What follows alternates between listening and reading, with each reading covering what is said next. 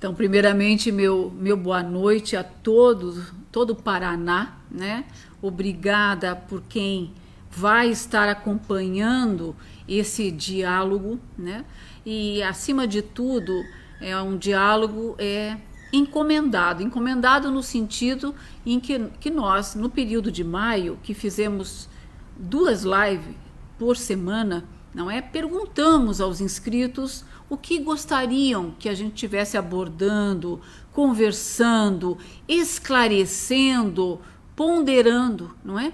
E eles pediram principalmente no que diz respeito a atribuições do enfermeiro, atribuições do auxiliar, do técnico, as lutas da enfermagem que parece que nunca acabam, etc, etc. Então, não tinha pessoa mais adequada que conversar conosco, né, que o presidente do COFEM, Dr. Manuel, natural de Porto Velho, Rondônia, olha lá que longe, bacharel e licenciado em enfermagem obstétrica pela Universidade Federal de Rondônia, secretário adjunto municipal daquela cidade, não é? Membro do Conselho Estadual de Saúde de Rondônia por 5 anos, isso dá uma experiência, uma vivência de controle social bárbara, é uma grande escola, e presidente do COFEM já é a 3ª gestão, depois o presidente me corrige se eu falei alguma coisa errada, não é? Em plena pandemia, algo que nunca nenhum de nós vivenciou, e hoje o protagonismo está em lideranças a exemplo, né, do presidente do COFEM. Boa noite, presidente, obrigada, eu tenho noção da sua agenda, obrigada pela consideração a todos os inscritos do Paraná, especialmente do Paraná e, por que não, Brasil. Com o senhor, sinta-se à vontade, é a sua casa, não é?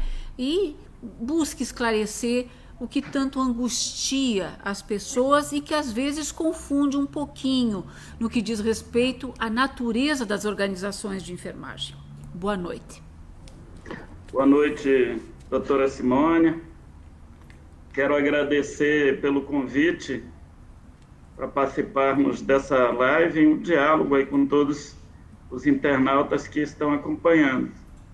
Também quero desejar uma boa noite a todos os profissionais de enfermagem, internautas que estão acompanhando esta live, a todos os enfermeiros, enfermeiras, técnicos e auxiliares de enfermagem, estudantes de enfermagem do estado do Paraná, e também para aqueles que são de fora do estado do Paraná, que estejam acompanhando aqui essa nossa discussão. É um grande prazer poder estar participando desse debate, poder também discutirmos aqui a atuação dos conselhos de enfermagem e outros assuntos de interesse da categoria. Muito obrigado aí pelo convite. É um prazer, é uma honra, e deixo para suas considerações nesse primeiro tempo que nós temos, porque com certeza perguntas virão, e aí eu vou estar introduzindo depois da fala do presidente. Pois é, doutora Simone, esse ano de 2020 é um ano muito importante para a enfermagem no Brasil e no mundo, né? É a primeira vez que a Organização Mundial de Saúde destina as comemorações em um ano todo a profissão de enfermagem. Esse ano, desde o ano passado, a OMS determinou que esse ano seria o Ano Internacional da Enfermagem, em comemoração ao bicentenário do nascimento de Florence Nightingale. Então, para nós, é motivo de muito orgulho também termos um ano dedicado à nossa profissão.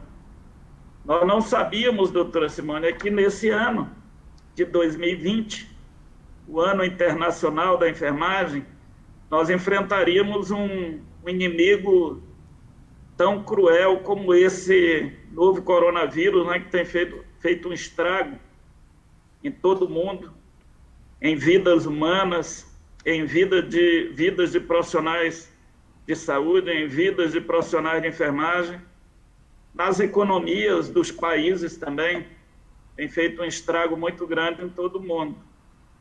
Acho que é o maior desafio que a nossa profissão, a profissão de enfermagem, e os profissionais de saúde, de forma geral, no mundo, enfrentam nas últimas décadas, né?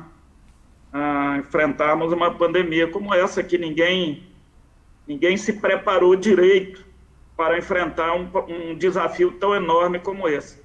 Eu acho que só no Ano Internacional da Enfermagem mesmo é que nós poderíamos enfrentar um desafio como esse. E só com a força que é característica dos profissionais de enfermagem é possível, de fato, vencermos essa pandemia. Eu tenho fé em Deus que, em breve, as coisas vão melhorar bastante no nosso país. Antes disso, ainda enfrentaremos muitos problemas, né? Aqui no Brasil, hoje nós completamos o número de 211 profissionais de enfermagem que perderam a vida nesse período de pandemia. Isso é uma tristeza muito grande para todos nós que somos profissionais de enfermagem, para nós que somos dirigentes de conselhos de enfermagem. E esse ano, desde o dia 11 de março, acho que os conselhos de enfermagem, o COFEN, os CORENs, têm se dedicado quase que completamente para o enfrentamento dessa pandemia, para o auxílio aos profissionais de enfermagem de várias formas que estão na linha de frente. Já tivemos aí, inclusive, vários membros do nosso sistema que adoeceram de Covid também nesse período de enfrentamento da pandemia. Então, é um momento onde todas, se não todas, mas a grande maioria das atividades dos conselhos de enfermagem estão voltados para o enfrentamento da pandemia. Então, isso, de certa forma, tudo aquilo que nós tínhamos planejado para executarmos nesse ano de 2020, nas diversas áreas, né, tem sido, de certa forma, colocado em segundo plano, a não ser aquelas atividades principais nossas, como a atividade de fiscalização, que tem sido priorizada nesse período, né?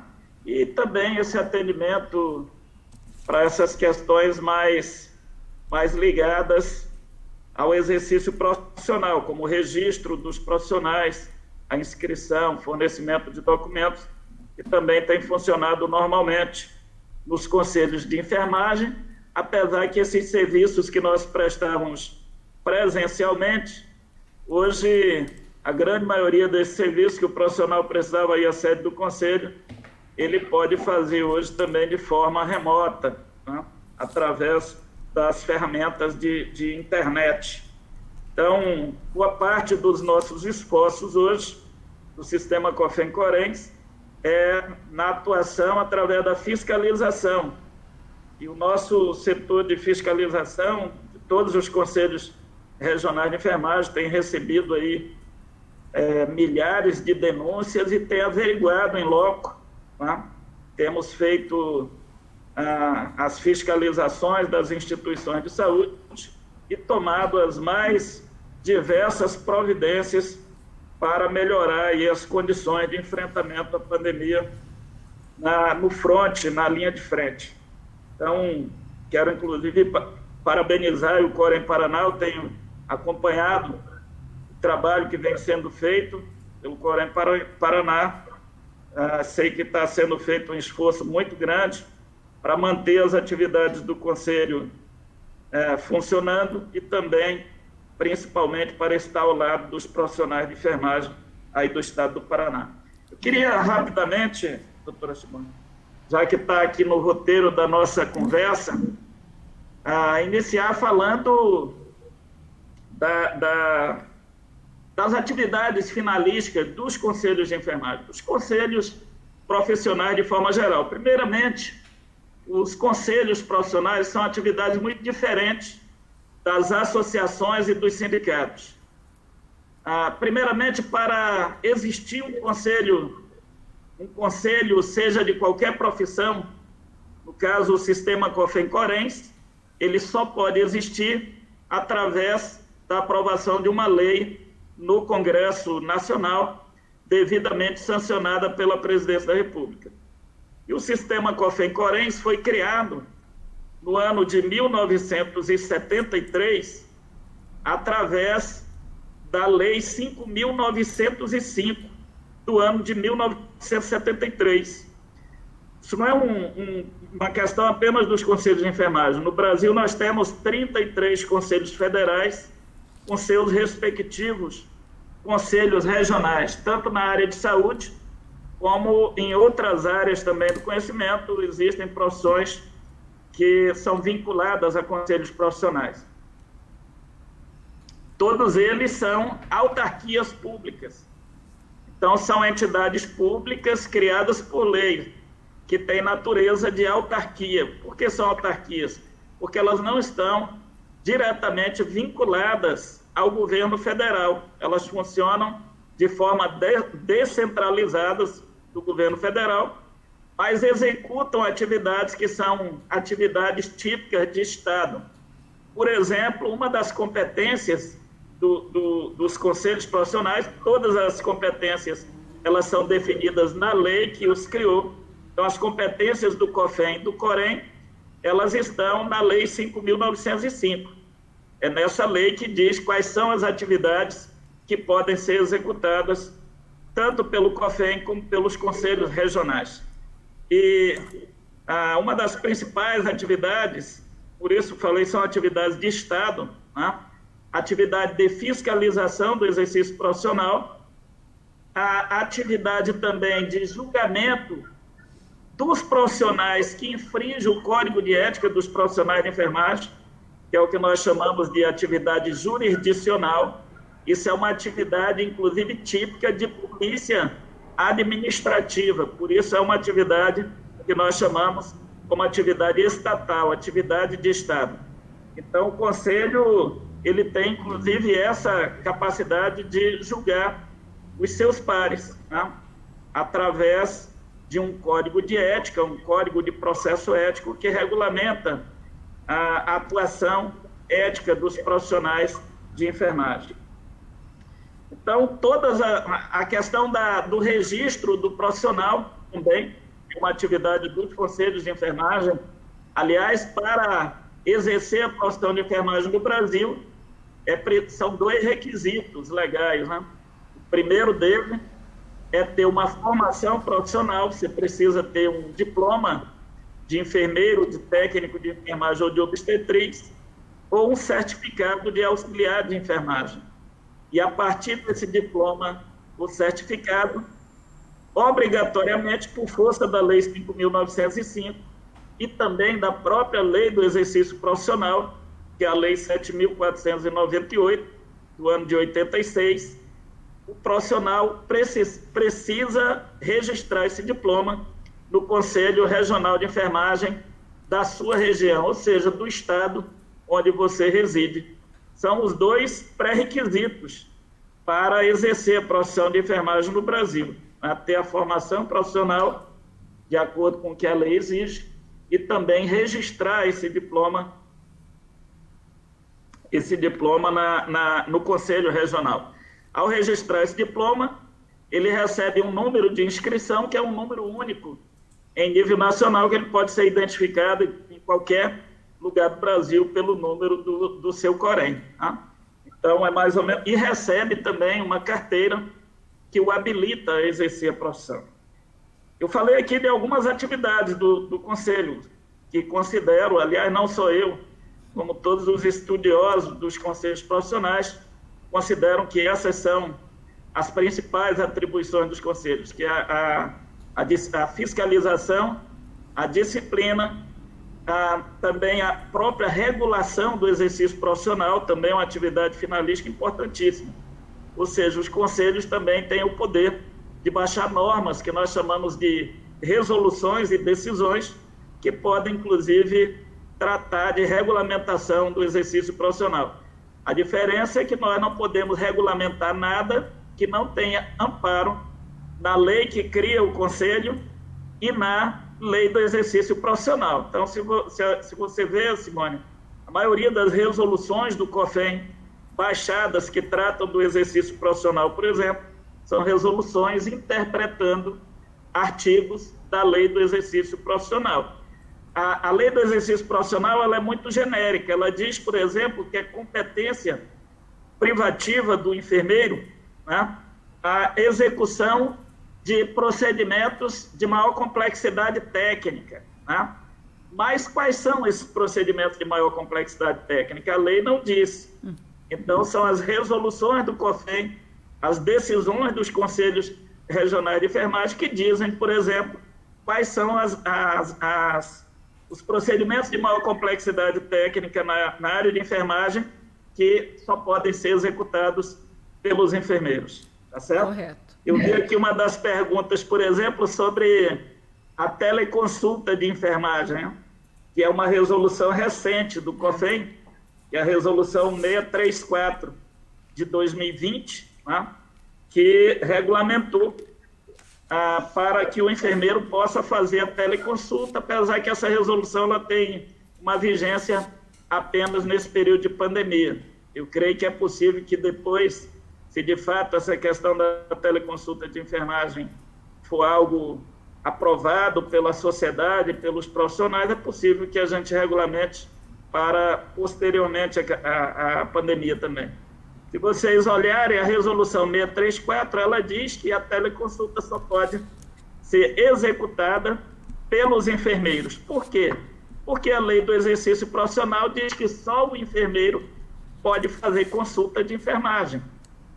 É uma ação, é uma atividade profissional privativa do enfermeiro. Está na lei do exercício profissional a realização da consulta de enfermagem. Então, o técnico e o auxiliar de enfermagem não podem fazer consulta de enfermagem, que a lei não permite. Tá? E também aqui, que é um questionamento muito comum, né? Por que eu tenho que pagar uma anuidade para o conselho? Tá? E tem muita gente que ainda diz assim, ó, por que eu preciso pagar uma anuidade se o conselho muitas vezes vai me punir, inclusive vai me fiscalizar, tá? Por que existe a anuidade? Ora, a anuidade ela está prevista, além de estar prevista na lei do exercício profissional, como uma das competências do Conselho de Enfermagem, a fixação da anuidade profissional, tá certo? E a própria lei do exercício profissional também obriga a inscrição profissional no Conselho, como falei anteriormente, para poder exercer a profissão no Brasil. Se o profissional não se inscrever no Conselho, ele exerce a enfermagem ilegalmente, o que é considerado, inclusive, uma infração penal pelo Código Penal brasileiro, tá certo? O exercício de profissões regulamentadas sem observar os requisitos legais. É exercício ilegal da profissão. Agora, tem uma lei específica, doutora Simone, que trata do pagamento das anuidades, não só para o sistema COFEN-CORES, mas para todos os demais conselhos profissionais que existem no Brasil. A lei mais atual que trata de anuidades é a Lei 12.514, do ano de 2011. Né? Ela diz, já no seu artigo 4º, a Lei 12.514 diz o seguinte, que os conselhos profissionais cobrarão multa por violação da ética profissional, anuidades e outras obrigações definidas em lei, tá certo? E também fixou, na época, valores máximos de anuidade que os conselhos profissionais podem cobrar. A lei ela fixou, em 2011, os valores das anuidades em até R$500 para nível superior e até R$250 para nível médio. Né? Hoje, a maioria dos conselhos de enfermagem praticam valores de anuidade. Aliás, eu acho que não tem nenhum conselho de enfermagem que cobre anuidade de R$500 para enfermeiros, por exemplo. Né? Eu não conheço nenhum que cobre anuidade nesse nível. Até porque os conselhos eles são muito sensíveis também à realidade que a categoria enfrenta em todo o Brasil. Né? Aliás, nesse período anterior, os conselhos de enfermagem têm tomado várias medidas para desonerar os profissionais de enfermagem de pagamentos perante os conselhos. Eu cito aqui alguns casos, como a questão da anuidade única, Sim. que até dezembro do ano passado, quem tinha mais de um registro profissional pagava uma anuidade de cada categoria. Se eu fosse inscrito como enfermeiro e técnico de enfermagem, por exemplo, eu pagava 2 anuidades. Isso Se eu mesmo. ainda tivesse uma terceira inscrição de auxiliar de enfermagem, pagava 3 anuidades. Desde janeiro desse ano, o profissional que tem mais de uma inscrição paga apenas uma anuidade profissional pela maior categoria. Então, se eu sou enfermeiro e tenho uma inscrição de técnico e auxiliar de enfermagem, eu só pago anuidade de Como enfermeiro. Isso foi uma resolução do Conselho Federal de Enfermagem com apoio de todos os conselhos regionais. Uma resolução com base na Lei 12.514. Nós só podemos baixar esta resolução porque a Lei 12.514 de 2011, ela tem um artigo que diz que o Conselho Federal de Enfermagem pode regulamentar os casos de isenção de anuidade para profissionais. Então, no caso dos profissionais que tinham mais de uma inscrição, ficaram isentos. Tá? Também fizemos um processo de redução muito grande de taxas. Os conselhos regionais eles poderiam cobrar até 23 taxas nos conselhos regionais de enfermagem. Hoje, podem cobrar no máximo 7 taxas e os valores também foram bastante reduzidos, né, para atender a esse problema que nós reconhecemos em todo o Brasil. A maioria dos locais, né, na maioria dos serviços de saúde, o salário dos profissionais de enfermagem, a exemplo dos outros trabalhadores brasileiros e da maioria dos trabalhadores da saúde, né, tem passado aí por uma perda salarial muito grande nesses últimos anos, né, e por uma precarização enorme do trabalho também, que nós temos que ser sensíveis. Nesse período agora de pandemia, também em acordo com todos os conselhos regionais, nós tomamos diversas medidas, também todas elas com base na Lei 12.514 de 2011, mas também com base no decreto do governo federal que declarou a emergência de saúde pública no Brasil, provocada pela pandemia do novo coronavírus. Então, nesse período, nós prorrogamos o vencimento da anuidade dos regionais, que vencia agora no mês de março, foram prorrogadas por 120 dias. Nós já estamos discutindo, inclusive, com os Corens, se faremos uma nova prorrogação, provavelmente prorrogaremos novamente o vencimento das anuidades, né? Para as novas inscrições profissionais, boa parte dos encargos que o profissional precisava recolher no momento da inscrição também foram postergados.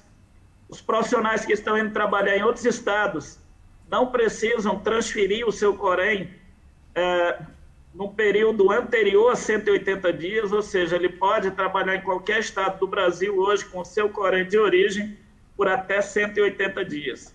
Então, foram inúmeras medidas que os conselhos tomaram, os conselhos de enfermagem adotaram nesse período, doutora Simone, para, de certa forma, desonerar os profissionais de enfermagem nesse momento tão crítico para a saúde pública no nosso país e para a nossa profissão. Tem uma questão aqui, por que o Conselho não aprova um piso salarial? Ora, se nós tivéssemos competência legal para aprovar um piso salarial, eu creio que desde a época de fundação do COFEM, desde 1973, a enfermagem já teria um piso salarial nacional. Tá? A Lei 5.905 não dá competência legal para o COFEM ou para qualquer Corém aprovar um piso salarial. Quem pode aprovar piso salarial, se for municipal, são os vereadores. Se for estadual, a Assembleia Legislativa. E nacional, o Congresso Nacional. Tá certo? Então, só o parlamento é que tem essa prerrogativa de aprovar piso salarial para qualquer categoria, não só para a enfermagem. Os professores, por exemplo, conquistaram piso salarial através de uma lei aprovada na Câmara dos Deputados, no Senado, e depois sancionada pela Presidência da República.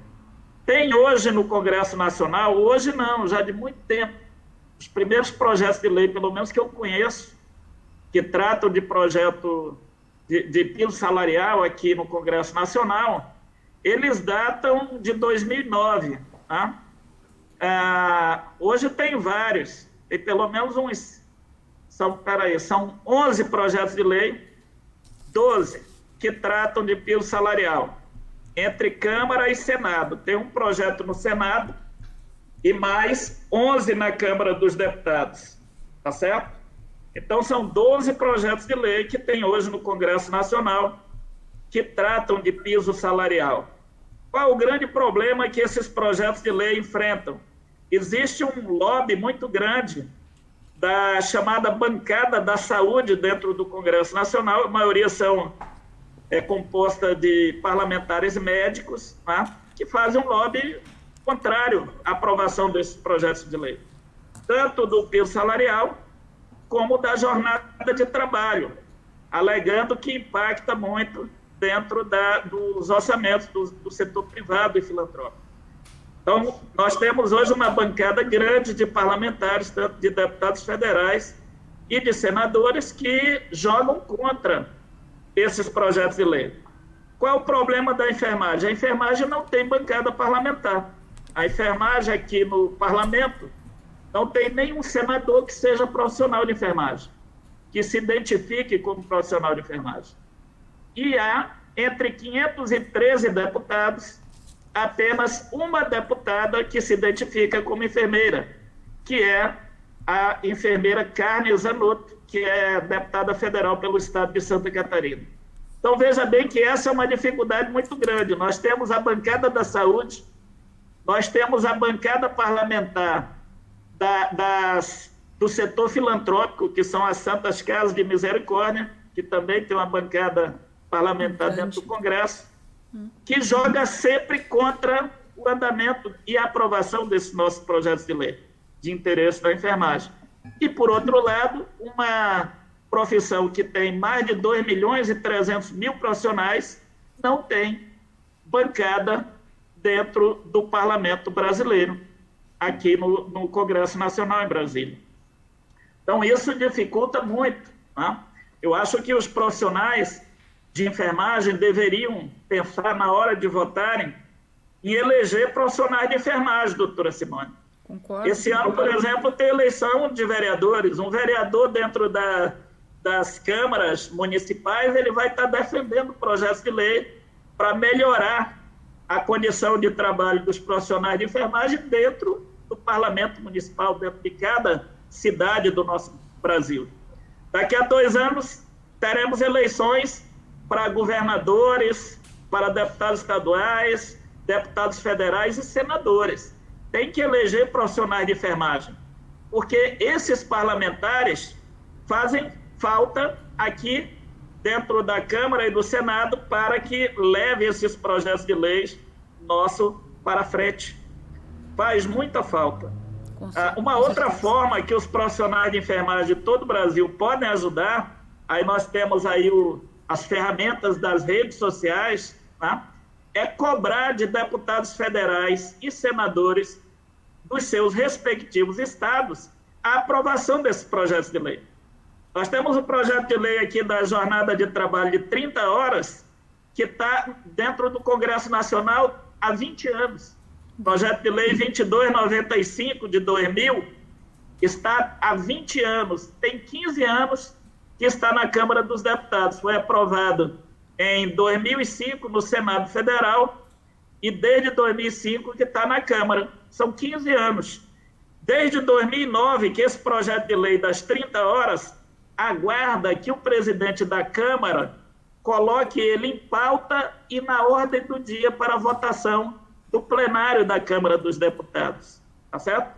E são 15 anos, ou melhor, são 11 anos que espera aqui dentro da Câmara dos Deputados para que o presidente da Câmara, que é quem tem o poder de colocar os projetos em votação, coloque esse projeto para ser votado. E aqui nós temos uma assessoria parlamentar que acompanha esses projetos de lei todos os dias. Nós fazemos reuniões com os parlamentares, nós participamos de audiências públicas dentro do Congresso Nacional, nós participamos de debates dentro do Congresso Nacional. Frente parlamentar, né, presidente? Frente parlamentar. Sim, das frentes parlamentares que foram criadas, nós temos aqui também o Fórum das Organizações de Enfermagem, que faz esse acompanhamento cotidiano desses projetos de lei, mas infelizmente esbarra dentro do lobby contrário dentro do Congresso Nacional. Então o profissional pode ajudar de duas formas a aprovar as 30 horas e o piso salarial. Pode ajudar pressionando os seus deputados federais e senadores dos seus estados, e pode fazer isso, inclusive, utilizando as ferramentas das redes sociais, que é bem eficiente, tá certo? E pode também votar nas próximas eleições que vêm pela frente, elegendo profissionais de enfermagem em todo o Brasil, para que tenha uma representação política dentro das casas legislativas, que é onde se aprova leis como estas do piso salarial, das 30 horas, do plano de cargos, carreiras e salários para quem é servidor público e outros projetos de lei de interesse, a lei do descanso, etc. e tal. Então, doutora, é preciso que eu acho que nós precisamos parar de reclamar tanto e botar a culpa, que a culpa é do Corém, a culpa é do sindicato, a culpa é de muita gente, e fazer também o nosso papel. Isso é igual a valorização, que é uma discussão que todo mundo faz. A enfermagem não é valorizada, mas essa valorização ela precisa começar de dentro de nós mesmos. Se nós não acreditarmos que o que nós fazemos é importante para a sociedade brasileira, se nós não valorizarmos o nosso trabalho e a nossa profissão, dificilmente as outras pessoas vão valorizar. Então, a valorização da mesma forma. Precisamos, primeiramente, nós mesmos valorizarmos o nosso trabalho, para exigir que os demais, que a sociedade, que o poder público nos valorize. E nessa questão, a pandemia deu uma visibilidade muito grande para a enfermagem brasileira, né?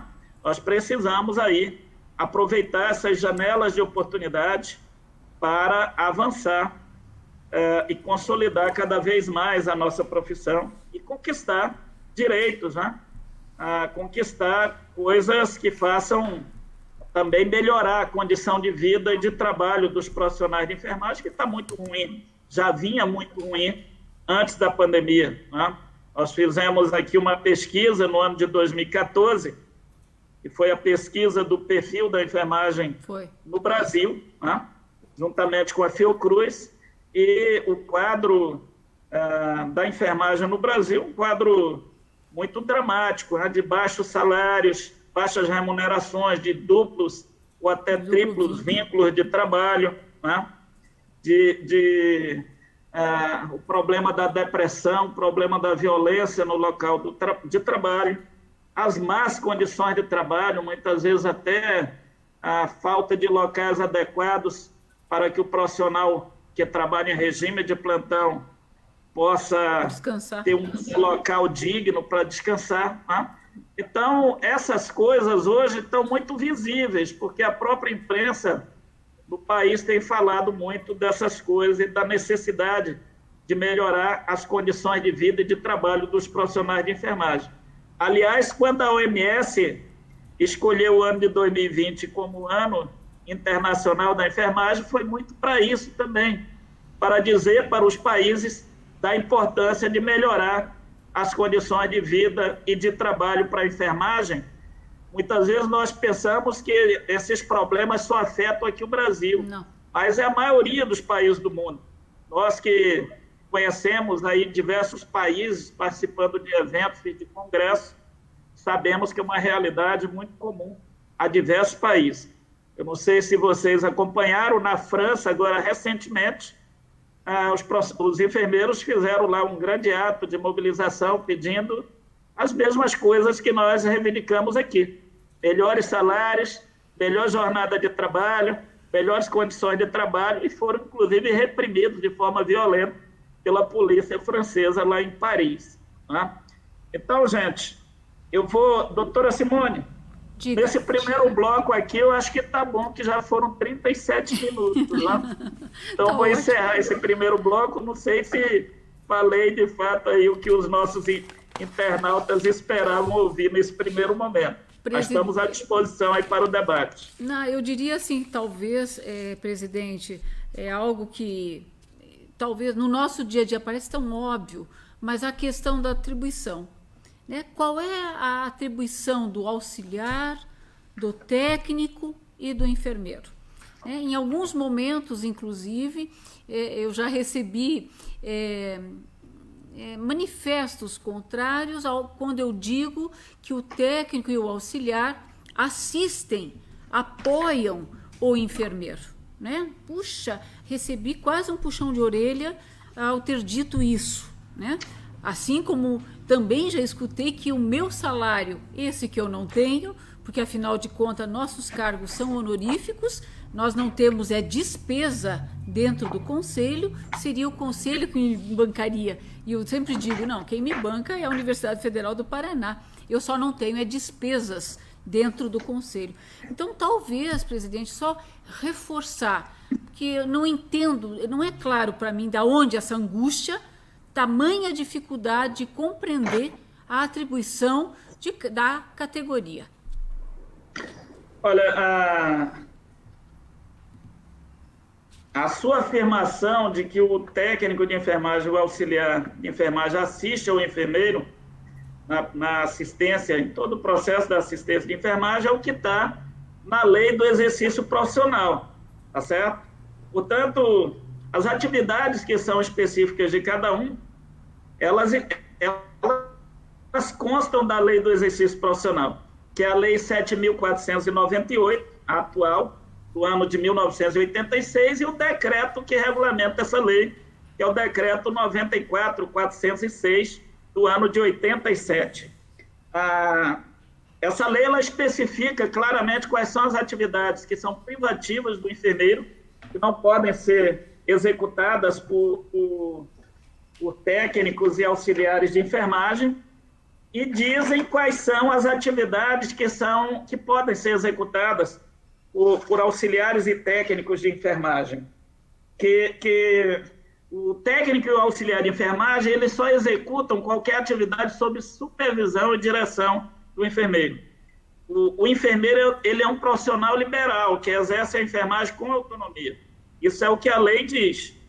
Já os auxiliares e técnicos, eles não são considerados profissionais liberais, e a sua autonomia no exercício da enfermagem é uma autonomia limitada, porque atuam sob supervisão, direção e coordenação dos enfermeiros, tá certo? A diferença que vai ter na atuação dos técnicos de enfermagem, doutora Simone, em relação aos auxiliares de enfermagem, é que o técnico de enfermagem ele pode, por exemplo, assistir o enfermeiro no cuidado ao paciente grave com risco de vida, tá certo? Ele pode assistir o enfermeiro nessas atividades mais administrativas da área de enfermagem, as atividades, inclusive, de supervisão. Ele não pode supervisionar o trabalho dos auxiliares, mas pode assistir o enfermeiro na supervisão, na coordenação, na direção, inclusive, na direção não, na coordenação e supervisão dos trabalhos de auxiliares de enfermagem, tá certo?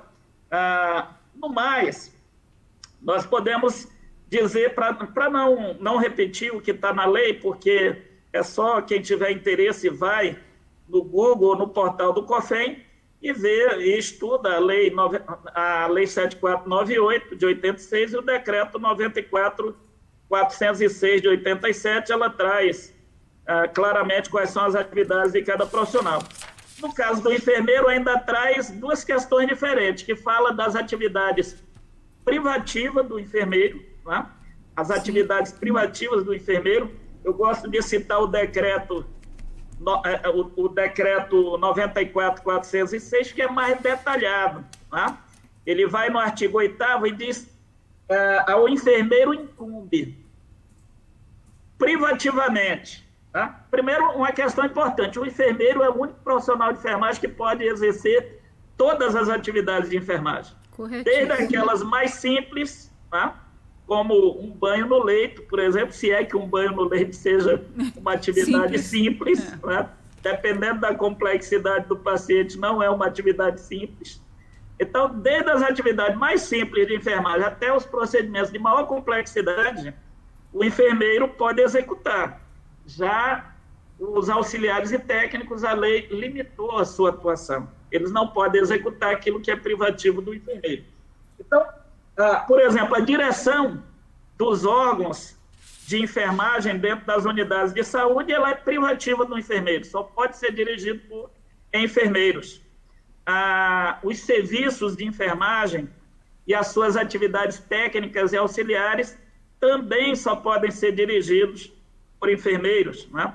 O planejamento, a organização, a coordenação, a execução e avaliação dos serviços de assistência de enfermagem também são atividades privativas do enfermeiro.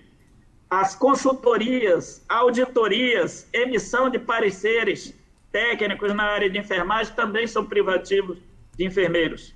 A consulta de enfermagem, já até falei anteriormente em relação à teleconsulta, também é privativo. O técnico e o auxiliar de enfermagem não pode fazer consulta de enfermagem. A prescrição da assistência de enfermagem, também privativo do enfermeiro. Os cuidados diretos de enfermagem a pacientes graves com risco de vida são privativos do enfermeiro. Nesse caso, os técnicos de enfermagem também podem participar da assistência juntamente com o enfermeiro, assistindo o enfermeiro no cuidado aos pacientes graves.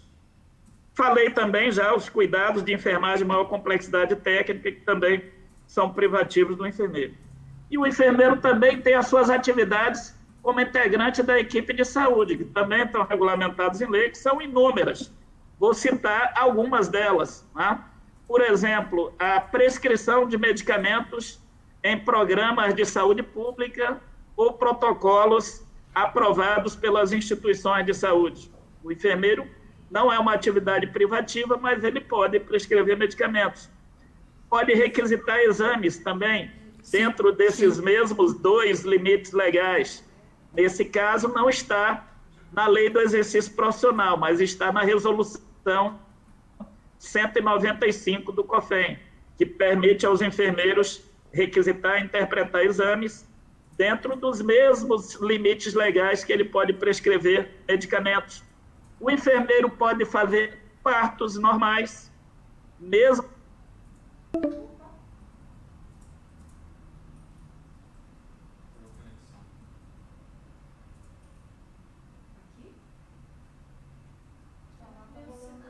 lá tá indo? Tá indo? Ótimo. Não, só vou esperar uma deixa ali na hora que ele falar.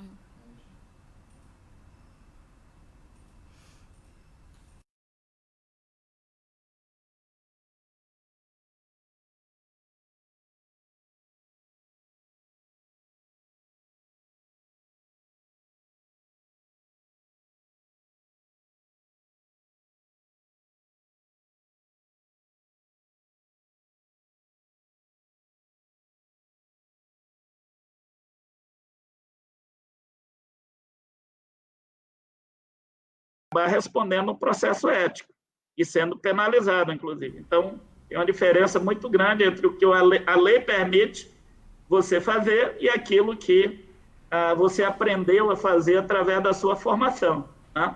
Que nós chamamos de competência técnica. O enfermeiro, mesmo sem ser especialista em obstetrícia, ele pode fazer pré-natal, por exemplo, ele pode acompanhar a evolução do trabalho de parto.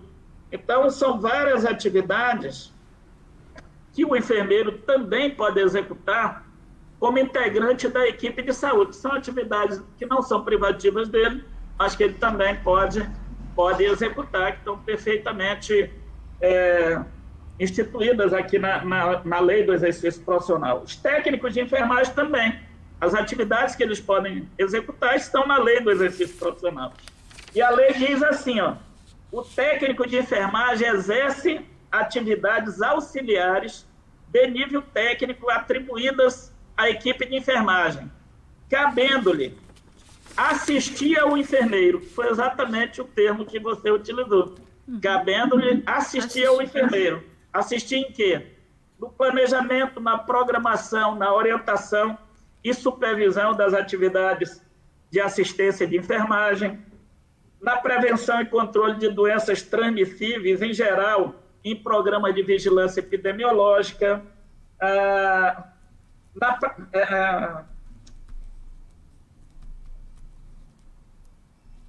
na prestação de cuidados diretos de enfermagem a pacientes em estado grave. Por isso que o técnico de enfermagem pode trabalhar em UTI, por exemplo, e outros locais que atende pacientes de média e alta complexidade, e o auxiliar de enfermagem não. O auxiliar de enfermagem, a lei limitou a atuação dele aos procedimentos de baixa complexidade. Repetitivas, né?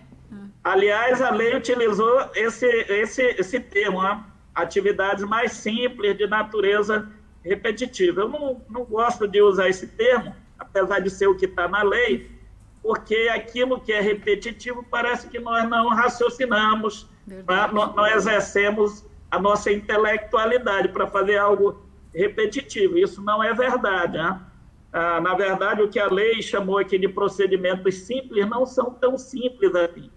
Eu gosto de dizer que os auxiliares de enfermagem, eles atuam mais na baixa complexidade. E os enfermeiros e técnicos, apesar de poderem também atuar na baixa complexidade, os procedimentos executados por eles estão mais ligados à média e à alta complexidade, né? Então, vejam bem que a lei também determinou quais são as atividades executadas pelo técnico. E os auxiliares, doutora Simone, tem muita coisa que a lei regulamentou como atividade própria a ser executada pelos auxiliares de enfermagem, que boa parte dos profissionais de enfermagem não querem mais executar, por exemplo. Vou citar algumas delas. Zelar pela limpeza e ordem de material, de equipamentos e de dependências de unidade de saúde. Isso está na lei do exercício profissional como atividade de auxiliares de enfermagem, né? Alimentar o paciente, auxiliá-lo a alimentar, uma atividade de auxiliares de enfermagem, né? Vejo muita gente questionando, por exemplo, quando sai uma resolução do COFEM, que os profissionais de enfermagem podem fazer, por exemplo, testes rápidos, né? Nós fizemos isso em relação às hepatites virais, né? O HIV e AIDS, e recentemente respondemos uma consulta se poderia fazer o teste rápido para a Covid-19 também. Veja bem o que diz a lei do exercício profissional. Competência não é nem do enfermeiro, que a lei colocou, ou do técnico, do auxiliar de enfermagem, realizar testes e proceder à sua leitura para subsídio de diagnóstico. Aí nós usamos aqui aquele princípio do quem pode mais, pode menos. Se o auxiliar de enfermagem pode também, o enfermeiro pode, o técnico de enfermagem pode. Aliás, a própria lei do exercício profissional diz que o enfermeiro pode executar todas as atividades de enfermagem, tá? As que são próprias dele, mas também pode executar as atividades que são próprias de auxiliares e técnicos de enfermagem, tá? Fazer curativos, realizar controle hídrico, ministrar medicamento por via oral e parenteral, aplicar oxigênio terapia, nebulização, peroclisma, enema, calor, frio, tá? Efetuar o controle de pacientes e de comunicantes em doenças transmissíveis, prestar cuidados de enfermagem pré- e pós-operatório, circular em sala de cirurgia e instrumentar a cirurgia, tá? Prestar cuidados de higiene e conforto ao paciente e zelar por sua própria segurança, inclusive. Então, tudo isso são atividades que a lei colocou como de auxiliares de enfermagem, que também, evidentemente, pode ser executados por enfermeiros e técnicos. Por isso que eu não digo que eu digo que não são atividades tão simples assim. Não. Aqui, só as que eu apresentei, nós podemos dizer que são atividades bem complexas, né? Dependendo, inclusive, do grau de complexidade do paciente. Do paciente. Então, doutora Simone, além dessas competências que a lei do exercício profissional coloca, tem centenas de resoluções do Conselho Federal de Enfermagem estabelecendo atividades, novos campos de atuação para os profissionais de enfermagem no Brasil. E é importante, né? Recentemente que eu digo, em 2018, então são há 2 anos atrás, por exemplo, tem uma resolução que eu acho muito importante para os enfermeiros, porque abre um campo de trabalho muito grande para os enfermeiros brasileiros, que é a resolução do COFEN, que permite aos enfermeiros terem consultórios e clínicas de enfermagem, interpretando a lei do exercício profissional, que diz que é competência privativa do enfermeiro a consulta de enfermagem e a prescrição da assistência de enfermagem. Ora, se eu posso fazer consulta, a lei não disse que seria apenas em serviços públicos, né? É em qualquer lugar. Então, posso ter um consultório, posso ter uma clínica, claro que para fazer aqueles procedimentos que estão regulamentados. Sim. Tá? Essa área de práticas integrativas e complementares em saúde, por exemplo, é um campo de atuação enorme. Inclusive, nós conseguimos, depois de 10 anos de luta com os conselhos de medicina, conseguimos, inclusive, restabelecer o direito dos enfermeiros brasileiros praticarem a acupuntura. Ficaram quase 10 anos proibidos por decisões judiciais. Os conselhos de enfermagem conseguiram vencer essa batalha judicial há cerca de 3 anos atrás, restabelecendo a atuação. A própria área de estética, né, que é uma área nova, também passamos aí mais de 2 anos proibidos de executar estética no Brasil, conseguimos reverter também o ano passado essas decisões judiciais. E diversas outras áreas de atuação que têm sido regulamentado pelo Conselho Federal de Enfermagem, pelos conselhos regionais de enfermagem em todo o Brasil. Eu vejo interessante que muitas vezes o profissional coloca lá nos comentários nas redes sociais: lá vem o COFEN estabelecer mais uma coisa para a gente fazer. Gente, verdade. Os países que mais respeitam a enfermagem no mundo, eu cito o exemplo do Reino Unido, onde a profissão é uma das mais respeitadas, né? Os enfermeiros lá fazem práticas avançadas de enfermagem, por exemplo, os Estados Unidos fazem práticas avançadas de enfermagem. Aliás, nos Estados Unidos, os enfermeiros fazem, inclusive, anestesias, desde a anestesia geral, a raquimedular e peridural. Tá? E fazem, no Reino Unido, fazem procedimentos de altíssima complexidade, tá? E por isso também, não é só por isso, evidentemente, mas também por isso são valorizados. Então, acho que esses novos campos de atuação que têm sido regulamentados para a enfermagem ajudam nesse processo tanto de inserir os novos profissionais dentro do mercado de trabalho na área de enfermagem, como auxilia também no processo longo, mas persistente que nós temos que percorrer diariamente para a valorização da profissão e dos profissionais de enfermagem brasileiros, doutora Simone. Presidente, é extremamente importante a sua ponderação e penso que muito dessa pergunta da categoria, no que diz respeito às atribuições, fala um pouquinho do que a sociedade, de que maneira geral somos vistos por essa sociedade. Por exemplo, nós tivemos que adotar algumas medidas com editais que apontavam contratação por meio desses testes seletivos simplificados de auxiliares de enfermagem para atendimento à Covid. Então, até onde a prefeitura entende o que é realmente o auxiliar, o técnico e o enfermeiro, se no momento em que eu enfrento uma pandemia, não é? Eu abro vagas para o auxiliar de enfermagem, sendo que o paciente de Covid é considerado paciente crítico e, com certeza, a necessidade de contratação seria de enfermeiro ou de técnico de enfermagem. Então, esse ruído, vamos dizer assim, é algo que nos acompanha e não é de hoje.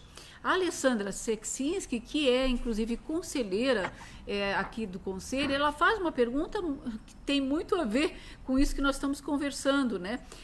Ela pergunta assim, como que o senhor vê a principal ação que a enfermagem deverá adotar, tomar, não é? Para não voltar à invisibilidade frente à nossa sociedade pós-pandemia, né? O senhor deixou muito claro a visibilidade que nós temos e nenhum de nós queria visibilidade por conta de pandemia, não tenham dúvida disso. As lutas mostram que há anos nós lutamos para essa real visibilidade, não é? E a Alessandra, angustiada, e aí? E quando passar? Será que a gente volta a ser invisível socialmente, como a pesquisa apontou para nós em 2014, essa feita em parceria, patrocinada pelo COFEM e feita juntamente com a Fiocruz? E aqui eu só destaco que bom, presidente, tem mais de 100 pessoas nos assistindo. Obrigada, obrigada. Perguntem, que é um momento extremamente especial para nós conselhos e com certeza para os senhores inscritos. Somos uma equipe. Como o senhor pensa isso, presidente? Olha, eu estive vendo uma matéria recentemente de enfermeiros e médicos italianos, né? Lá a pandemia já arrefeceu bastante, o país está voltando, se não a uma normalidade, mas a uma nova normalidade. Ela está numa condição muito melhor que a nossa aqui na Itália. Aí a matéria era o seguinte, médicos e enfermeiros reclamando que já tinham sido esquecidos pela sociedade, que antes, no período de pico da pandemia, todo mundo aplaudia, era divulgação na mídia todo dia que eles já estavam sendo esquecidos, né? Aqui no Brasil, doutora Simone, essa invisibilidade social é histórica. Sim. Da profissão de enfermagem. Você vê, por exemplo, a enfermagem faz coisas belíssimas no Brasil, né? E pouca gente reconhece, pouca gente, inclusive, fica sabendo. Você pega um dos programas de imunização melhores que existem no mundo, o nosso PNI é um programa tocado por enfermeiro, auxiliar e técnico de enfermagem, quem faz o PNI, né? Correto. Pouca gente sabe disso, né? Você pega os enfermeiros que trabalham na atenção básica ainda, né? PNI também está no campo da atenção básica. Os enfermeiros no Brasil é quem faz, na rede pública, o pré-natal de baixo risco das mulheres brasileiras, né?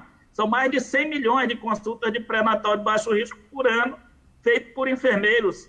Um trabalho que tem ajudado aí a reduzir os índices de mortalidade materna, de mortalidade fetal, né? A atuação dos enfermeiros juntamente com os médicos, evidentemente que é uma equipe dentro da saúde da família que tem melhorado todos os índices de atenção à saúde para a população brasileira. Então, é um trabalho belíssimo. Quando você vai para assistência hospitalar, tá? Quem cuida do paciente o tempo todo são auxiliares técnicos de enfermagem e enfermeiros. Geralmente, quando a família tem alta, o paciente, ele agradece apenas ao médico, né? E esquece que os enfermeiros técnicos e auxiliares foi quem cuidou deles, né? Até nisso a gente está vendo diferente agora na pandemia, as pessoas agradecendo também aos profissionais de enfermagem, né? Então, doutora, se eu tivesse resposta pronta para essa pergunta da nossa Patrícia... Não, Alessandra, é conselheira. Alessandra é técnica de enfermagem. A conselheira Alessandra seria ótimo, né? Se nós tivéssemos uma resposta pronta. Na verdade, nós temos que começar a pensar a enfermagem para o período pós-pandemia, né? Com certeza. Nós temos que pensar o que fazer para que não percamos esse protagonismo, que, como você falou, não é o protagonismo que nós gostaríamos de ter, mas queira ou não queira, a enfermagem, na sua história no mundo, sempre se destacou em períodos de guerra. né? Então, nós estamos em uma verdadeira guerra e a enfermagem é protagonista dessa guerra e está tendo, inclusive, muitas baixas, né? Então, o que faremos para manter esse protagonismo e para, principalmente, aproveitando essas janelas de oportunidades, conseguirmos conquistas, conseguirmos, por exemplo, aprovar projetos de lei que venha melhorar a condição dos profissionais de enfermagem brasileiros, aproveitando aí que estamos no Ano Internacional da Enfermagem, a campanha Nurse Now também, que visa dar protagonismo aos profissionais de enfermagem em todo o mundo, tá certo? Mas não tem uma ação única, né? Eu acho que são dezenas de ações, frentes, né? Daquelas bem pequenininhas até as de grande impacto e de grande volume, né, que devem ser feitos. Eu acho que nós temos que, todos nós, conselhos, sindicatos, a BEM, os profissionais de enfermagem também, que estão atuando na ponta, todos nós temos que pensar de como aproveitarmos essas janelas de oportunidade para melhorar a condição de vida e de trabalho e não perdermos esse protagonismo no período de pós-pandemia. Mas, sinceramente, eu acredito muito que a enfermagem vai avançar muito nesse próximo período que nós vamos viver no país. Não apenas em relação à questão da pandemia. Nós já vimos em um ritmo anterior à pandemia também. Costumo dizer que hoje tem 2 enfermagens no Brasil caminhando paralelamente. Uma enfermagem ainda muito tímida, mas que vem se empoderando, vem inovando, construindo coisas inovadoras, trabalhando em hospitais de ponta e mesmo em hospitais de médio e pequeno porte, tá? E inovando, tá? Liderando equipes, não apenas equipes de enfermagem, mas liderando equipes de saúde, gerenciando as áreas de qualidade dessas instituições, inovando em várias áreas, tá? Essa é uma enfermagem que vem acontecendo no Brasil, ainda de forma muito tímida, mas vem acontecendo e vem avançando, e a outra enfermagem que é essa que vem com o maior problema, né, de salários muito baixos, que é a grande maioria dos profissionais, de salário muito baixo, de condições de trabalho ruim, né, de múltiplos vínculos de trabalho, etc. e tal. Na própria atenção básica, a enfermagem tem avançado muito na atenção básica no Brasil, né? A atuação dos profissionais de enfermagem, a cada ano que passa, aqueles que atuam na atenção básica também vem se consolidando em todo o país. Nós lançamos aqui, o ano passado, um laboratório de inovações, por exemplo, juntamente com a Organização Pan-Americana de Saúde, foram classificados 39 projetos belíssimos, desde a região norte até a região sul, sudeste, centro-oeste e nordeste do nosso país. Então, tem muita coisa boa sendo feita, sendo desenvolvida. Esse movimento do mestrado profissional também, que vem se consolidando na área de enfermagem, tem um impacto muito positivo também para o futuro da enfermagem no Brasil. Então, é isso. Não vejo que seja uma ação única. Eu acho que é dar continuidade a diversas ações e ações novas também que precisam ser feitas. Com certeza, presidente. O senhor trouxe a questão da inovação. Aqui no Paraná foram 2 projetos que foram agraciados, né? E eu estava na reunião, eu acho que foi a última reunião presencial que a gente pôde estar junto, né? É um orgulho ver aquelas colegas apresentando com todo o esforço e com todas essas dificuldades que o senhor acabou de traçar, avançando, né? Eu tenho dito, e o senhor já me escutou várias vezes, né? Aqui no Paraná nós temos mais de 110 secretários de saúde que são enfermeiros, técnicos de enfermagem, auxiliares de enfermagem, que são cargos estratégicos, né? E temos o orgulho hoje de ter na Secretaria do Estado, né, a diretora de Vigilância e Atenção à Saúde, a nossa colega Maria Gorete Davi Lopes, meu Deus, enfermeira, A nossa secretária de saúde, enfermeira Márcia Sulac, carregando a pandemia, coordenando, planejando. Isso é um motivo de orgulho, porque como a gente aprendeu na escola e na vida profissional, espaço não nos dão espaço, a gente conquista. Não é? Então, é com muita luta, com muito conhecimento, com certeza, realmente com muito saber, não é? Que a gente traz essa questão. O professor Michael traz para nós uma pergunta, até com certeza, muita gente tem essa dúvida, a gente conversou um pouquinho já nessa última reunião dos presidentes, e ele coloca assim para nós: sabemos que esse ano é um ano de eleição do sistema. Em decorrência da pandemia, haverá algum impacto no calendário? Pergunta do penso que é o professor Michael de Maringá. Antes de responder ao Michael, eu gostaria de fazer um breve comentário em relação à questão anterior. Eu considero que essa questão de ocupar posições de liderança, isso é fundamental também para fazer a enfermagem ser respeitada e para fazer a enfermagem avançar. Aliás, é um dos objetivos da campanha nacional, ocupar posições, que os enfermeiros no mundo ocupem posições de liderança. Né? E aqui no Brasil, pela primeira vez na história do Ministério da Saúde, sim, doutora Simone, nós tivemos um enfermeiro aí que ocupou com bastante competência, que orgulho, por quase um ano e meio, né? A Secretaria de Vigilância em Saúde do Ministério da Saúde. Foi a primeira vez que teve um enfermeiro como secretário do Ministério da Saúde, uma posição também de liderança muito importante. Bárbara. Ocupar essas posições, esses espaços de liderança, espaços políticos, também é muito importante para a enfermagem se fazer ouvir.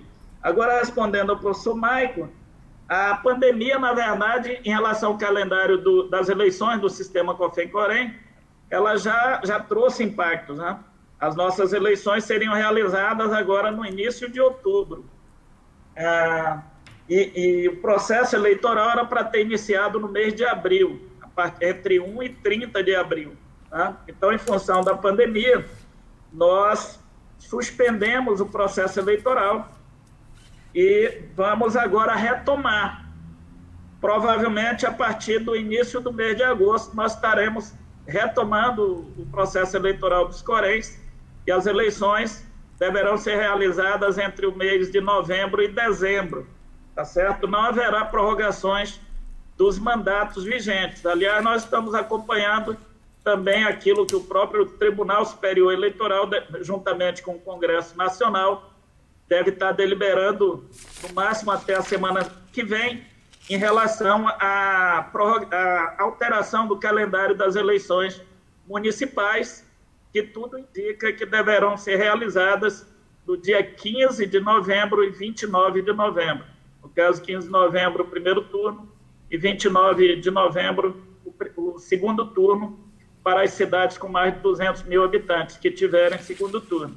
Então, o nosso calendário vai estar bem próximo do calendário eleitoral das eleições municipais também, já que nós precisamos aí de um tempo que não é curto para poder os Coréns, com as suas comissões eleitorais, analisarem os pedidos de registro de chapa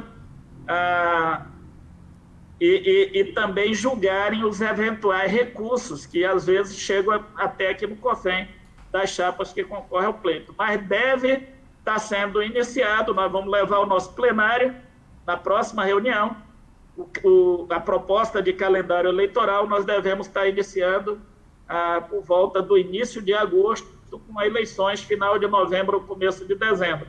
É mais ou menos o que está sendo pensado, mas falta o plenário do COFEM deliberar. O presidente do COFEM aqui manda muito pouco, quem manda mesmo é o plenário do COFEM. É verdade. Presidente, antes de eu passar a pergunta do Marcos, eu queria muito te ouvir, eu já tive o privilégio de ouvi-lo, mas assim, a gente também nas redes, a gente vê assim, que bom que tem um projeto de lei que vai acabar com os conselhos. E nunca mais eu vou ter que pagar conselho, que afinal de contas não faz nada por mim, não é?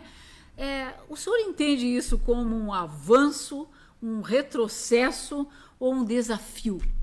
e não são poucos projetos de lei que estão em andamento. Como o senhor, com toda a vivência, não é, principalmente na autarquia, como o senhor enxerga eu enxergo como uma grande ameaça, não é? Mas como o senhor enxerga isso? Olha, eu tenho participado de muitos debates aqui, tanto junto ao Poder Executivo aqui em Brasília, como também no próprio parlamento, já participei, e também nós temos um fórum aqui que reúne os 33 conselhos federais. Sim, sim. Tá? E nós temos feito um debate muito profícuo, essa questão do papel. Eu acho que esse som não está legal, esse áudio. Você está conseguindo ouvir bem aí o áudio, Simone? Tá legal, tá legal. Ótimo. Que está dando um retorno aqui, eu achei que estava ruim. Então, nós temos feito aqui diversos debates bastante profícuos sobre essa questão do papel dos conselhos e da importância dos conselhos. Além dos projetos de lei que você falou, ainda tem um projeto de emenda à Constituição, que é a PEC 108, que foi apresentado ano passado pelo governo Bolsonaro. Em torno dessa PEC 108, nós temos feito temos feito uma discussão ampla aqui, inclusive com o próprio governo federal, tá certo? Eu acho que nessa pandemia agora também ficou muito claro a importância dos conselhos profissionais para os profissionais, mas também para a sociedade brasileira, né? E o que eu sempre defendi, doutora Simone, é que mesmo com essas limitações de ordem legal que os conselhos têm, né? O conselho... Eu vejo, por exemplo, muita gente diz, o conselho não presta conta. O conselho presta conta para o Tribunal de Contas da União, é auditado pelo Tribunal de Contas da União, é auditado pela Controladoria Geral da União, que são órgãos muito exigentes. Tá? Aqui no COFEM mesmo, nos últimos anos, nós já passamos, acho, por umas 9 auditorias do Tribunal de Contas da União. Tá? Então, são esses órgãos que julgam as nossas contas. Todas as nossas despesas você tem que publicar em um portal da transparência, que está no portal do COFEM, mas está nos portais de cada COREM, em obediência à lei de acesso à informação, tá certo?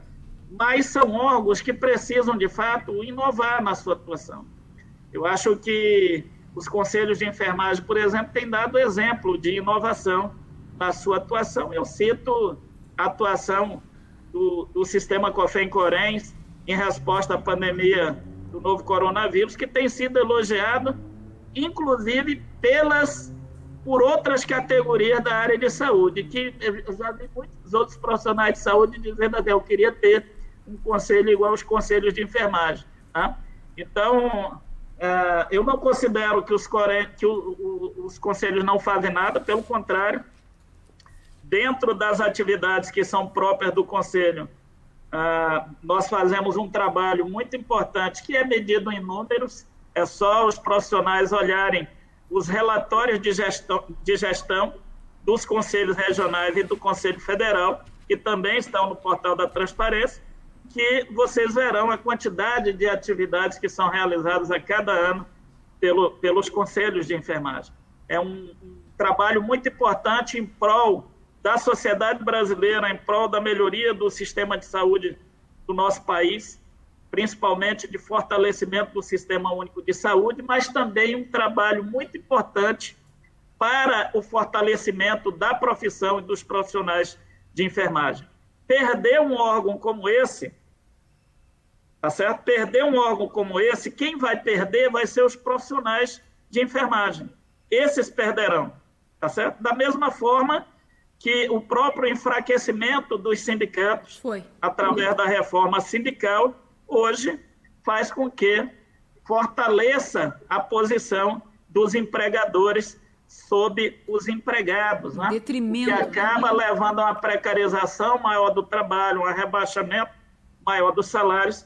Da mesma forma, você extinguir órgãos tão importantes e tão consolidados como são os conselhos profissionais, em nome de não pagar uma anuidade, que é o que mantém esses órgãos funcionando, eu não sei, sinceramente, eu não vejo que isso tenha importância para a profissão de enfermagem, para os profissionais de enfermagem. Se você olhar para o futuro, é uma perda sem precedentes. Se você olhar apenas para o umbigo e para o presente, você pode achar que é algum avanço. Mas olhe para o futuro, você pode ter certeza que a profissão perderá muito, da mesma forma que era a profissão antes de existir os conselhos.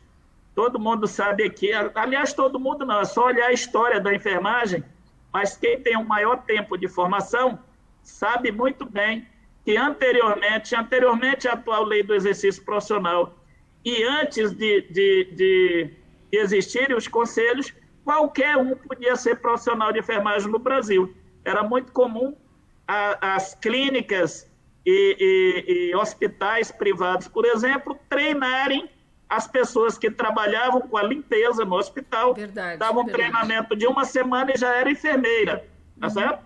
A partir dali era promovida a enfermeira, tá? Então, se nós desregulamentarmos a profissão, o que nós estamos falando aqui é de desregulamentação, nós corremos o risco, por exemplo, de qualquer um poder voltar a trabalhar na área de enfermagem, porque não haverá mais um órgão fiscalizador, um órgão regulamentador e um órgão para fazer do exercício profissional. Então, se olhar para o futuro, seria uma tragédia para a profissão de enfermagem, a extinção dos conselhos. Para quem é dirigente de conselho, doutora Simone, todo mundo tem o seu trabalho, tem o seu emprego, né? A grande maioria dos dirigentes de conselho, inclusive, continuam na ativa trabalhando, sequer são liberados dos seus empregos, a não ser aqueles que são aposentados ou aqueles que têm legislações estaduais ou municipais que liberam do trabalho para o conselho. Mas a grande maioria dos dirigentes de conselhos de enfermagem, eles continuam, inclusive, trabalhando na ponta, na linha de frente da profissão, tá certo? Essa é a minha opinião. Não vejo que seja importante nem para os profissionais, nem para a profissão e muito menos para a sociedade brasileira. Eu faço as suas palavras e muito bem lembrado, presidente, quando o senhor fala o quanto somos monitorados pelos órgãos de controle, e que bom que assim seja. Nós também somos monitorados pelo COFEM. Nosso órgão é o nosso órgão maior. Eu destaco quando aqui chegamos em 2015, a riqueza do relatório da Junta Interventora, não é, que pedia que adotássemos medidas cabíveis para honrar o trabalho que essa autarquia exige. Então, eu sempre digo, talvez seja papo de quem já é mais velho, não é? Quem não deve, não teme. Se você faz bem feitinho, se você segue a lei, não tem por que ter medo de auditoria, de supervisão, não tem por que ter isso, né? É nossa obrigação honrar esses cargos que fomos para que fomos eleitos, né? E o Marcos pergunta assim, presidente, a categoria de auxiliar de enfermagem, ela vai acabar, assim como aconteceu com a atendente de enfermagem? Olha, Marcos, na minha opinião, eu considero a categoria de auxiliares de enfermagem como uma categoria em extinção. Sim. Por que é uma categoria em extinção? Porque hoje não, desde a edição da última lei de diretrizes e bases da educação, que é do ano de 1996, já não é mais permitido a formação de técnicos através do ensino fundamental, apenas no ensino médio. Então, hoje, o único estado que eu conheço que o Conselho Estadual de Educação ainda autoriza os cursos de auxiliares de enfermagem é o estado de São Paulo. Nenhum outro estado, os conselhos estaduais de educação autorizam mais cursos de auxiliares de enfermagem. O estado de São Paulo, eles autorizam aquele curso de auxiliar de enfermagem com itinerário para o curso técnico, que, em tese, após a certificação de auxiliar de enfermagem, esse auxiliar deveria continuar o itinerário da formação e concluir o curso de técnico de enfermagem, tá certo? No entanto, a partir do momento que ele vai ao Corém e tem o seu certificado de auxiliar de enfermagem registrado, ele pode exercer a profissão até se aposentar.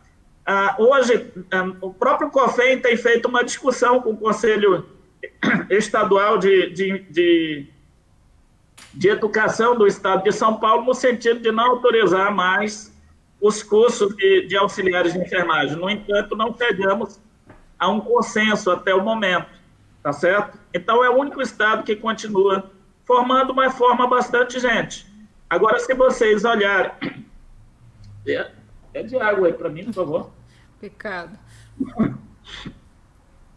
Se vocês olharem a profissão de auxiliar de enfermagem no Brasil, tem diminuído o número de auxiliares a cada ano.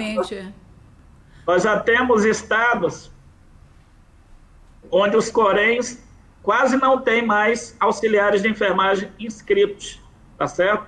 Só para vocês terem uma ideia, hoje nós já temos quase 200 mil enfermeiros a mais do que auxiliares de enfermagem no Brasil. Então, a profissão caminha a passos largos para ser exercida no futuro por enfermeiros e técnicos de enfermagem. Eu considero a profissão de auxiliar uma profissão em rota de extinção. Isso não quer dizer que vai extinguir amanhã, mas possivelmente daqui a 30 anos não teremos mais auxiliares de enfermagem no Brasil. Ok. Presidente, estão me avisando que o nosso tempo esgotou, tem um monte, tem perguntas ali para me fazer. Eu pergunto, eu faço mais uma última pergunta e pergunto se o senhor me autoriza a encaminhar essas perguntas ao senhor, porque depois a gente responde para essas pessoas, não é? Porque eu poderia escutar a noite inteira, porque a gente tem essa ansiedade, essa necessidade de escutar, de reforçar, muitas vezes até o que a gente já sabe, né? E a Júnia, por exemplo, que é diretora de enfermagem do Pequeno Príncipe e também conselheira, pergunta como que o COFEM tem percebido esse ensino remoto proposto para a graduação de enfermagem em plena pandemia. Né? Isso... É Júlia?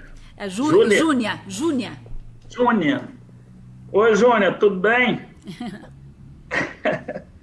Olha, nós temos visto de forma com muita preocupação essa questão do ensino remoto. Primeiro, em relação ao ensino à distância para a área de enfermagem, para a área de saúde, nós temos uma posição contrária a essa modalidade de ensino para a formação de profissionais de saúde. Né? E considerar que possamos ter um percentual de ensino mediado por tecnologia, a própria LDB já prevê, desde 96, que 20% da formação pode ser feito através do ensino à distância. Né?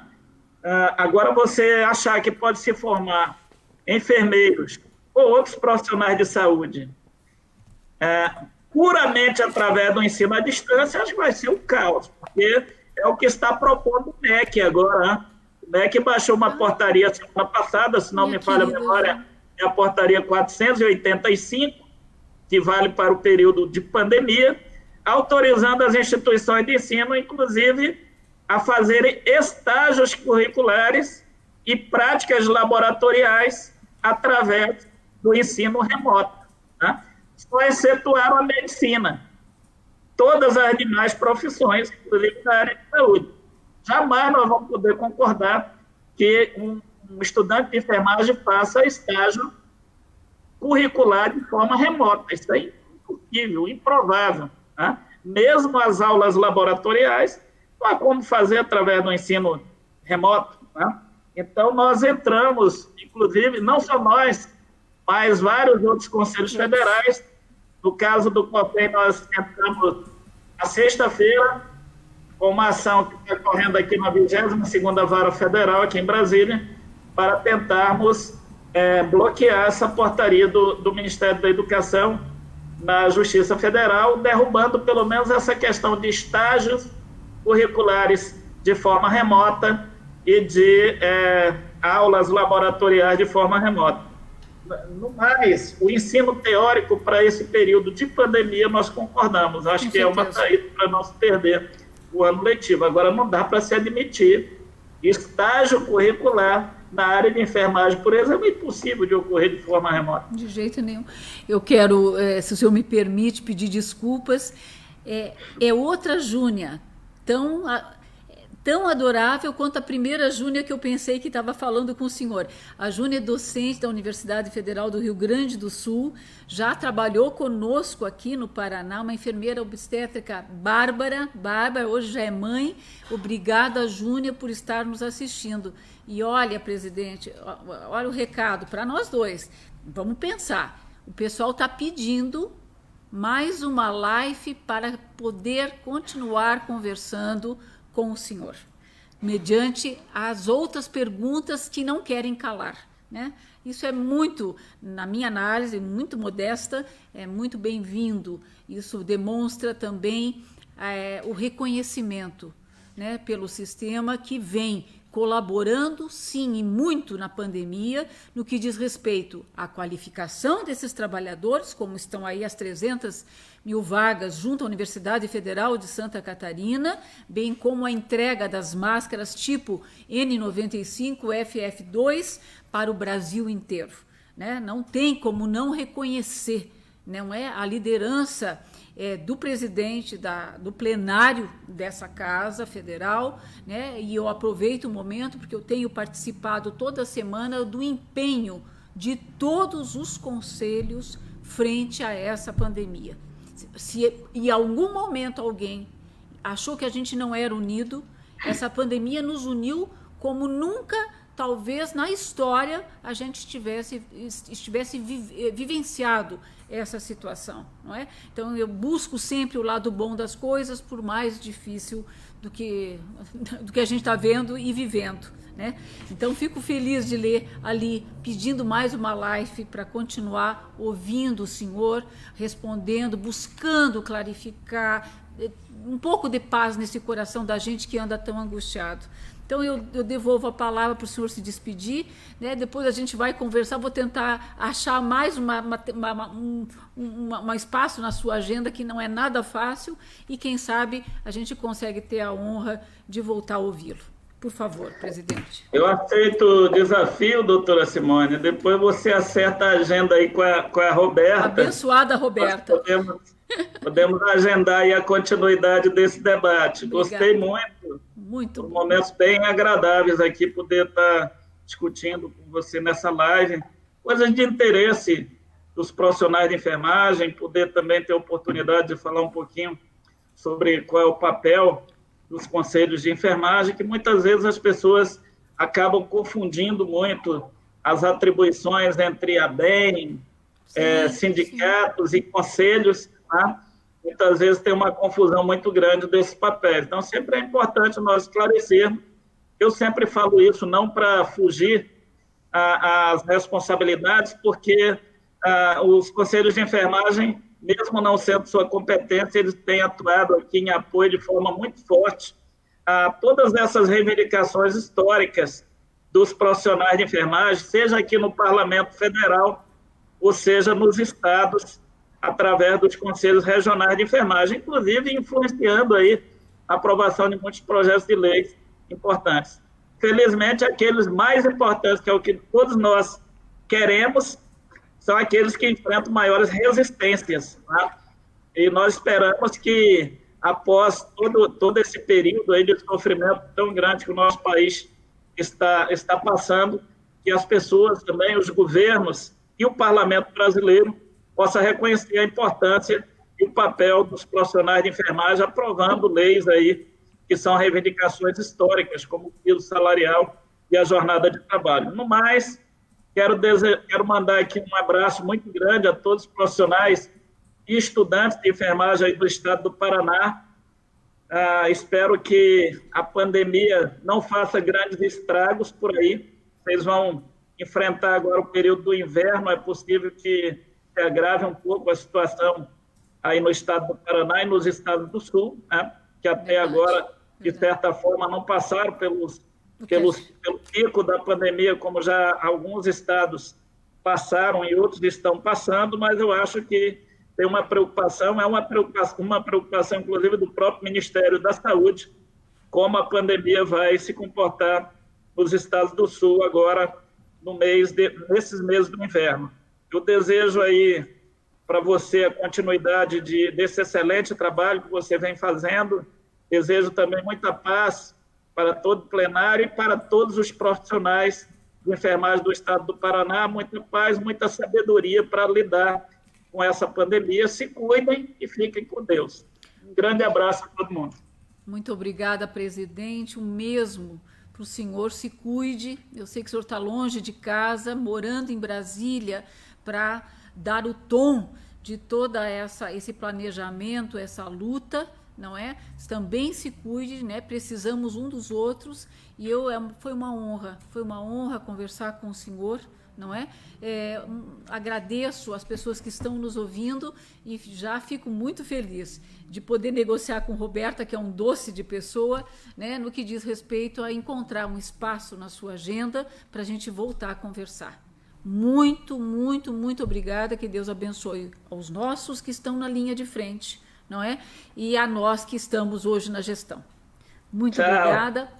Uma boa noite para todos. Boa noite. Até. Boa noite. Obrigada, presidente.